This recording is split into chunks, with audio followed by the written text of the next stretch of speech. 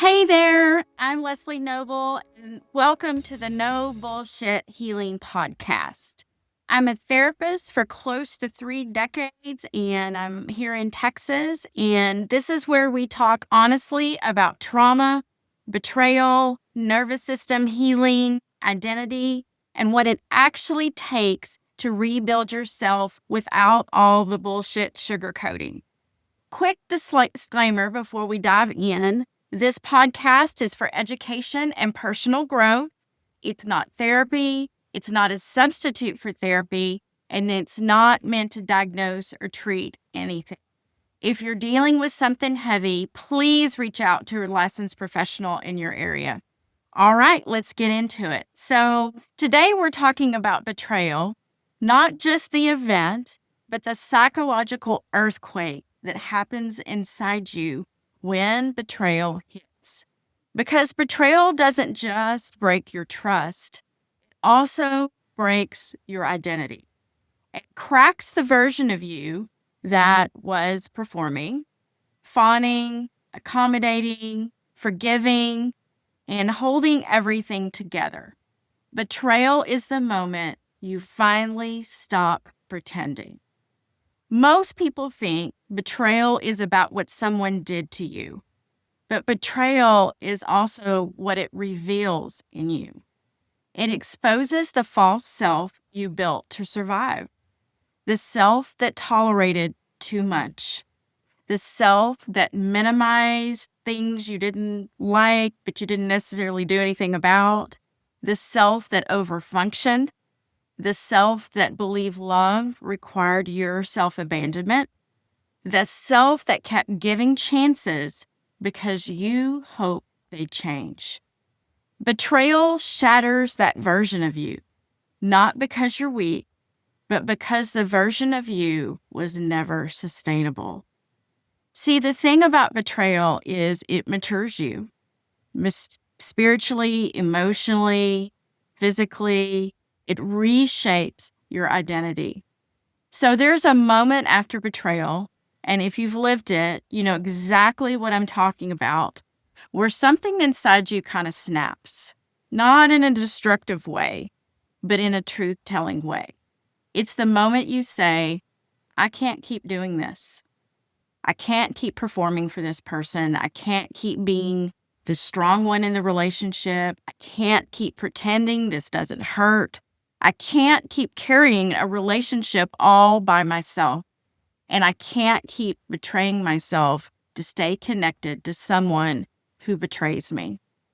This moment is painful because it's not necessarily what you want, but it's the beginning of you working on your true, authentic, real self. See, betrayal is one of the few experiences that forces you out of your false self because your nervous system can't maintain the performance anymore. The mask becomes too heavy. The story you told yourself about the relationship collapses. The fantasy dies. The denial dies. The version of you that tolerated the intolerable dies. And your body, not your mind, not necessarily only your mind, says, we're done. This is why betrayal feels like you're having a breakdown, but it's actually a breakthrough to your most authentic version of yourself. So this shift doesn't always look dramatic. Sometimes it's subtle. It's crying in the car because you finally admitted the truth about the relationship. It's shaking when you set a boundary for the first time. It's realizing you don't want to fix anybody anymore.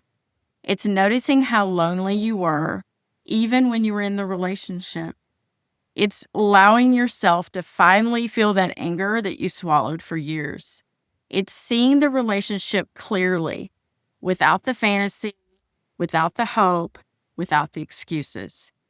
These moments are not weakness, they're clarity. So let's talk about the nervous system side of things. So let's talk about the body. Betrayal is a nervous system injury, which is why sometimes it's so hard to heal. It hits your attachment system, your safety system, and your identity system. That's why after a betrayal or after a breakup, you kind of feel hypervigilant around people. You feel numb, you feel angry, you feel confused. You're obsessed with the details, so you start ruminating on conversations. Sometimes you can't sleep or eat. You're unable to stop replaying everything that happened in that relationship. It's because your body is trying to make sense of a reality that doesn't match the story you actually lived in. So your body's not being dramatic. This is your nervous system recalibrating after a shock. And you just have to let it do that. You have to take extra good care of yourself, kind of like if you were sick. Get lots of rest, eat well, exercise, get you a journal, and start writing some of these thoughts down. So, what do you do to start the healing shift? And what do you do with all this after it happens? The first thing is to tell yourself the truth. Not to them, but to yourself. Say the thing you've been avoiding. This relationship is not working. This relationship does not serve me. This relationship is hurting me. I was betrayed in this relationship. We're growing in different directions. This is not a long-term partnership that's good for me. Second, stop performing like it's going to work. You don't have to be the strong one right now. And I see that with a lot of people is they're afraid to reach out and ask for help or share with a friend what they've been going through. But you don't have to perform that you're okay. It's okay to break down. It's okay to cry. It's okay to feel like, your world is coming to an end. Because it does feel like that. When there's someone that you hoped it would work out with and it didn't, it's a death of a dream, which leads to number 3, let the grief come. I always tell people if you don't allow yourself to grieve well, you just drag that grief into the next relationship or into the next part of your life. It follows you and it waits and it hides until you actually allow yourself to deal with it. Because you're not just grieving the person, you're grieving the version of yourself that tolerated that relationship. The thing about pain, the gift in pain, even though it doesn't feel like it at the time, is the wisdom you can gain afterwards. That's the maturity part where you look at the pain and you sort of alchemize it. What did I learn from this relationship? What did I learn about myself? What did I learn about relationships? What will I do differently? And what will I never do again? That is where you allow that grief to transform you. Fourth is you rebuild slowly. We live in a world where we want things fast, fast, fast, right? We want dinner, so we go through McDonald's. We get on TikTok and we see a 1-minute video.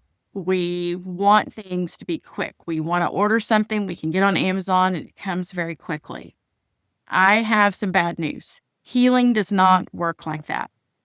It is so much about nervous system healing, rebuilding your identity, rebuilding your sense of safety, and also building that real self, who you are now. And that needs time. So rebuild slowly. And fifth, understand this. Betrayal doesn't have to destroy you. It doesn't have to make you bitter, but it destroys a part of you that wasn't honest, that this is who this person was, and I allowed this behavior, and now I've got to do differently. I've got to approach relationships differently. I've got to start really being authentic and telling myself the truth about myself and about the way I move in relationships and what I have to do differently. Betrayal doesn't have to destroy you. It actually can move you into the best version of yourself. It actually can move you into a relationship that is healthy and sustainable and one that actually works. The gift of betrayal is that we learn what we don't want. We learn what love is and what love isn't. And this moves you closer to true love and the love that you're actually wanting to find. So if you're in the aftermath of betrayal, I want you to hear this clearly. You're not broken. You're just waking up to who you really are. Betrayal doesn't have to end your story. I know it didn't end mine. It ended the chapter where you abandon yourself. And the beautiful thing is whatever happens next in your life, you won't ever abandon yourself like that ever again, because you're going to recognize the pattern within yourself. You're going to recognize relationships that serve you and relationships that no longer serve you. And this next chapter is where you finally come home to who you actually are. And that, my friends, is beautiful. Thank you for being here with me today. If this episode hit home, share it with someone who's walking through betrayal and needs a grounded, honest voice in their ear. I'll see you in the next episode. Have a great, great day. Bye.